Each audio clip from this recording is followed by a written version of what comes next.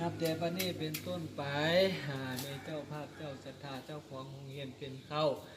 ได้ทำบุญอยู่ในสถานที่แห่งนี้แล้วก็ขอให้ผู้คำนำสู่ให้อยู่เย็นเป็นสุขอายุมั่นขวัญยืนให้เจริญรุ่งเรืองก้าวหน้าให้มีแต่โชคมีแต่ไส้ปรารถนาสิ่งใดให้ได้สิ่งนั้นอายุวันโนสุขังภาลังจงมีแก่ทานทั้งหลายด้วยเถิด สา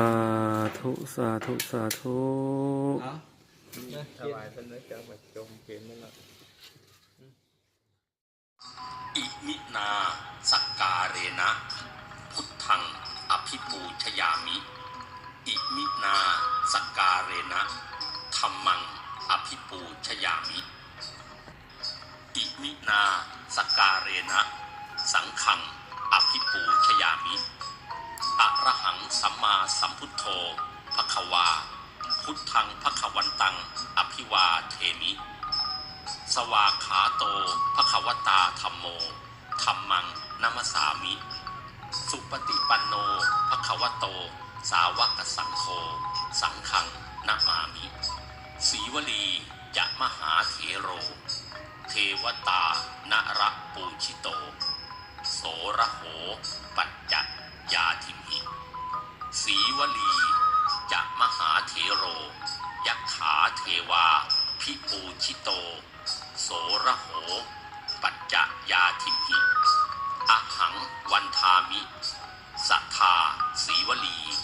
เถรสะเอตังคุณะสวัสดิลาโภภวันตุเมพุทธังนำมาเงินธัมมังนำมาทองสังฆังนำมาของกอขอข้อเห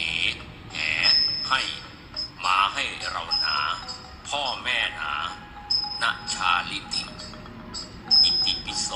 ภควาพุทธังขอให้ร่ำรวยธัมมังขอให้ร่ำรวยสังฆังขอให้ร่ำรวยพุทธังขอให้เป็นเศรษฐีมหาเศรษฐีธัมมังขอให้เป็นเศรษฐีมหาเศรษฐีสังฆังขอให้เป็นเศรษฐีมหาเศรษฐีเตชะสุเนมะภูจนาวิเวอิตินะเยปะรังยุตเตขอจงนำเอาโชคลาภแก้วแหวนเงินทองข้าวของมาสู่ในสถานที่นี้ด้วยเถิดพุทธัง